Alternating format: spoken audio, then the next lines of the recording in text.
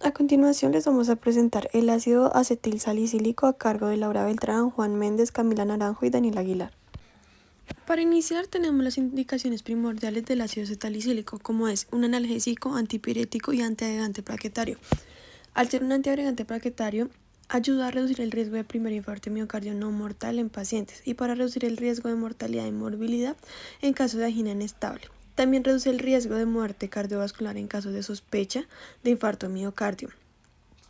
También ayuda a prevenir el riesgo de ataques isquémicos transitorios y para prevenir el infarto cerebral aterotrombótico. En cuanto a su mecanismo de acción, tenemos que bloquea la síntesis de prostaglandinas, es no selectivo para las enzimas COX-1 y COX-2. En cuanto a la inhibición de la COX-1, esta pues se da como resultado de la inhibición de la agregación plaquetaria durante aproximadamente entre 7 y 10 días. Este tiempo es la vida útil promedio de las plaquetas. De igual forma, el grupo acetilo de este medicamento se une a un residuo de serina de la COX-1. Esto provoca una inhibición irreversible. Adicionalmente, esto previene la producción de prostaglandinas, las cuales pues causan el dolor. Adicionalmente, este proceso también detiene la conversión de ácido araquidónico en tromboxano A2.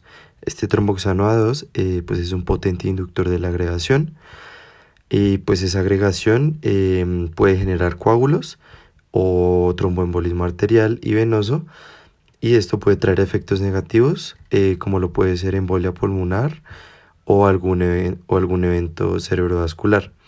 Y por último, en este apartado, lo que tenemos es que el ácido acetilsalicílico pues se une al residuo de serina 516 en el sitio activo de la COX-2. De igual forma que el residuo de serina 530 se une al sitio activo de la COX-1. En cuanto a su posología, tenemos las dosis en adultos en donde vamos a presentar los escenarios clínicos más frecuentes. Entonces, por ejemplo, se tiene osteoartritis, artritis reumatoide y lupus eritematoso sistémico. En estos escenarios se da 3 gramos vía oral en dosis divididas. Si es necesario en estos pacientes se realiza un ajuste de dosis. Adicionalmente, los niveles objetivos de salicilato en plasma de 150 a 300 microgramos por mililitro están asociados con una respuesta antiinflamatoria. Y por otro lado se tiene que los niveles de salicilato en plasma, que son superiores a 200 microgramos por mililitro, están asociados con una mayor incidencia de toxicidad. Luego tenemos en cuanto a la fiebre y el dolor, que su dosis es de 300 a 600 miligramos vía oral cada 4 a 6 horas. Si es vía rectal es de 300 a 650 miligramos. Y pues su dosis máxima es de 4 gramos al día. En cuanto al infarto agudo del miocardio, su dosis es de 160 a 162.5 miligramos vía oral. Esta administración se realiza cuando haya sospecha de infarto y este mismo rango de dosificación es el que se realiza en mantenimiento durante 30 días y una vez al día. Esto es una buena gestión debido a que reduce el riesgo de mortalidad vascular en estos pacientes. Luego tenemos el accidente cerebrovascular isquémico, en el cual hay de dos tipos: de liberación inmediata o rápida y de liberación prolongada. En la liberación inmediata tenemos que la dosis es de 50 a 325 miligramos vía oral al día, y de liberación prolongada es de 162.5 miligramos vía oral al día. Acá es recomendable e importante resaltar que esta terapia debe continuarse indefinidamente por prevención en estos pacientes. Y por último tenemos el último escenario más frecuente, que es la angina de pecho, en donde también de liberación inmediata o prolongada. Si es de liberación inmediata, su dosis es de 75 a 325 miligramos vía oral al día. Y si es de liberación prolongada, su dosis es de 162 miligramos vía oral al día. Y como tal, lo que se tiene acá es que la evidencia actual apoya el uso de aspirina de liberación prolongada a dosis bajas en un rango de 75 a 100 miligramos al día. Listo, acá lo que tenemos es las dosis pediátricas, las dosis en falla renal y en falla hepática.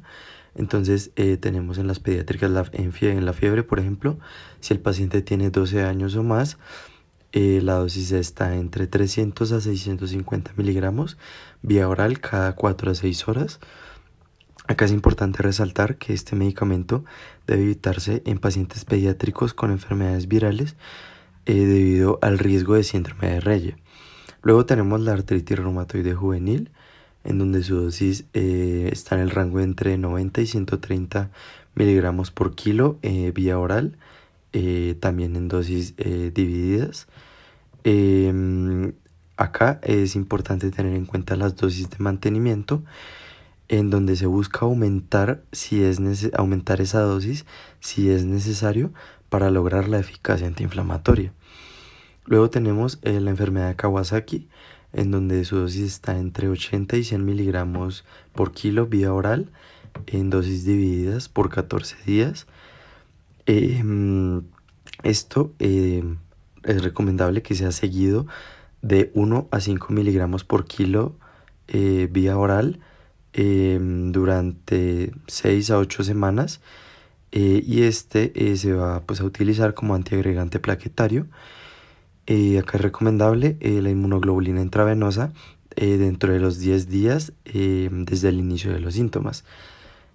Por último, en estas dosis pediátricas tenemos en cuanto a los trastornos tromboembolíticos que la dosis es de 1 a 5 miligramos por kilo vía oral al día. Luego tenemos lo que es la falla renal y la falla hepática. Entonces en la falla renal, si se tiene un aclaramiento renal mayor a 10 mililitros por minuto, se puede administrar la dosis, pero debe administrarse a dosis mínimas con precaución. Si es menor a 10 mililitros por minuto, el aclaramiento renal está contraindicado este medicamento. Ya en la falla hepática, básicamente lo que se tiene es si se tiene una insuficiencia hepática grave, este medicamento está totalmente contraindicado. Se puede utilizar si la falla hepática es de moderada a leve. Nombrábamos anteriormente que es una contraindicación. La inhibición de la síntesis de prostaglandinas puede ocasionar efectos adversos durante el embarazo y o el desarrollo del embrión en el feto.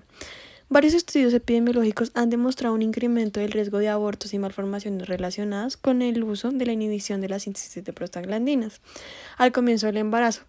Se cree que hay un riesgo cuando aumenta la dosis o la duración de la terapia. No hay estudios suficientes, pero hay que tenerlo en cuenta. Por otro lado, tenemos que durante el tercer trimestre del embarazo, debido al uso de la inhibición de la síntesis de prostaglandinas, el feto puede estar expuesto a toxicidad cardiopulmonar, con cierre prematuro del ductus arterioso e hipertensión pulmonar e insuficiencia renal que puede derivarse de un fallo renal y oligohidroamianosis. Por parte de la lactancia tenemos que los salicilatos y los metabolitos se excretan a través de la leche materna en pequeñas cantidades. Debido a que no se han observado efectos adversos en recién nacidos tras el uso ocasional de los salicilatos, la interrupción de la lactancia no es normalmente necesaria. Sin embargo, si se toman salicilatos de manera regular o a altas dosis, la lactancia debería ser interrumpida. Farmacocinética. Tras su administración oral, el ácido acetilsalicílico se absorbe de forma rápida y completamente en el tracto gastrointestinal. Se transforma en su principal metabolito, el ácido salicílico, durante y después de la absorción. No se libera en el estómago, sino en el intestino. Por lo tanto, la concentración máxima del ácido acetilsalicílico se alcanza al cabo de 2 a 7 horas después de su administración. La ingestión simultánea de alimentos conduce a una absorción diferida, pero complementa del ácido acetilsalicílico, lo que implica que su velocidad de absorción, pero no el grado de absorción, es alterada por los alimentos. Se distribuye de manera amplia en el organismo, incluyendo el líquido sinovial, espinal y peritoneal, saliva y leche materna. Penetra de forma lenta la barrera hematoencefálica y atraviesa lentamente la placenta. Se fija en un 50% a proteínas plasmáticas. Metabolismo. Se metaboliza principalmente en el hígado en metabolitos activos y por conjugación con ácido glucurónico en el intestino delgado, hígado, vejiga, riñón, pulmón y vaso. El ácido acetilsalicílico se transforma en su principal metabolito, el ácido salicílico. El grupo acetilo del ácido acetilsalicílico comienza a hidrolizarse incluso en su paso a través de la mucosa gastrointestinal, aunque este paso tiene lugar principalmente en el hígado. El principal metabolito, ácido salicílico, se elimina predominantemente por metabolismo hepático.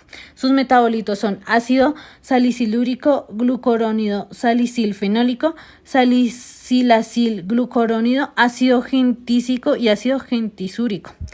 La eliminación del ácido acetilsalicílico es dosis dependiente, ya que el metabolismo está eliminado por la capacidad de las enzimas hepáticas. La semivida de eliminación, por tanto, varía de 2 a 3 horas después de administrar en dosis bajas, hasta 15 horas a dosis altas. El ácido salicílico y sus metabolismos se eliminan fundamentalmente por vía renal. A nivel de contraindicaciones tenemos que puede haber hipersensibilidad al principio activo o alguno de sus excipientes, broncoespasmo, rinitis aguda, pólipos nasales, edema angioneurótico. También se puede presentar alergia por el mismo ácido acetalicílico o por algún AINE. Úlcera péptida, sangrado gastrointestinal, que es muy común. También se debe tener en cuenta y recomendar a los pacientes que tienen antecedentes de enfermedad acidopéptica. Por ninguna razón se le debe administrar este medicamento a los niños menores de 12 años. Más adelante vamos a hablar de las complicaciones que tienen en el embarazo y en la lactancia, pero en estos dos casos también está contraindicada. Otro punto a tener en cuenta es la insuficiencia renal grave y se recomienda que se debe iniciar el tratamiento con dosis más bajas. Entre las RAMs más frecuentes podemos encontrar hipotrombinemia con altas dosis, mareo, tinnitus, epistaxis, rinitis, dispepsia, dolor gastrointestinal y abdominal, inflamación gastrointestinal, hemorragia del tracto gastrointestinal, erupción cutánea, prurito, hemorragia del tracto urogenital, y entre las menos frecuentes podemos encontrar anemia ferropénica, hipersensibilidad inducida por el medicamento, edema alérgico y angioedema, hemorragia cerebral o intracraneal.